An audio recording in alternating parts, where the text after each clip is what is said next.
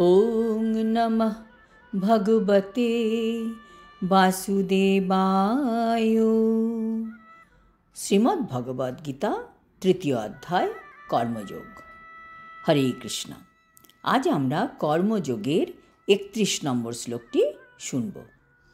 ये मे मतमिदं नित्यम् अनुतिष्ठन्ति मानवः শ্রদ্ধাবন্তো অনসূয়ন্তো মুচ্যন্তে তেহপি কর্মভিঃ। অনুবাদ: ইয়ে মে মতম ইদম, যারা আমার এই নির্দেশাবলী নিত্য অনুতিষ্ঠান্তি, নিত্য কর্মরূপে নিয়মিত অনুষ্ঠান করেন, মানবা মানুষেরা, শ্রদ্ধাবন্ত শ্রদ্ধাযুক্তভাবে এবং অনসূয়ন্ত মাৎসর্য রহিত হয়ে এই উপদেশ পালন করেন, তেহাপি কর্মভি মুচ্যন্তে, তারা কর্মবন্ধন থেকে মুক্ত হন।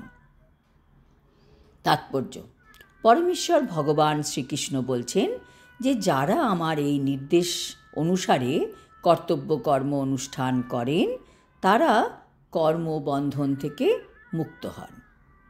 ভগবানের নির্দেশাবলী সমস্ত বৈদিক জ্ঞানের সারমর্ম, এবং তাই কোনো সন্দেহই থাকতে পারে না যে তা শাশ্বত সত্য হবে। বেদ যেমন নিত্য, তেমনি কৃষ্ণ ভাবনার এই তত্ত্ব সেরকমই নিত্য। ভগবানের প্রতি আমাদের কখনো ঈর্ষান্বিত না হয়ে তাঁর উপদেশে আমাদের সুদৃঢ় বিশ্বাস থাকা উচিত। অনেক দার্শনিক ভগবদ্গীতার ভাষ্য লিখেছেন, কিন্তু তাদের শ্রীকৃষ্ণের উপর কোনো বিশ্বাস নেই। তারা কোনোদিনই সকাম কর্মের বন্ধন থেকে মুক্ত হতে পারবেন না। অথচ অতি সাধারণ কোনো মানুষও যদি ভগবানের শাশ্বত নির্দেশের প্রতি দৃঢ় শ্রদ্ধাবান হন, সে এই ধরনের নির্দেশগুলি পালন করতে অসমর্থ হলেও কর্মের অনুশাসনের বন্ধন থেকে তিনি মুক্ত হবেন।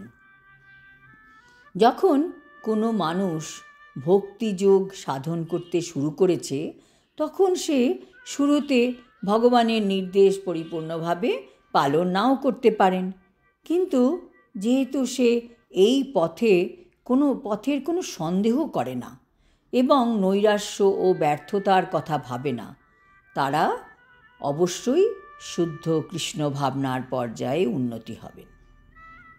আজ এই পর্যন্ত। আগামী শ্লোকে ভগবান বলবেন যারা ভগবানের উপদেশ পালন করে না তাদের কি হয় সেই সম্বন্ধে। হরি ওম তৎসৎ। হরে কৃষ্ণ।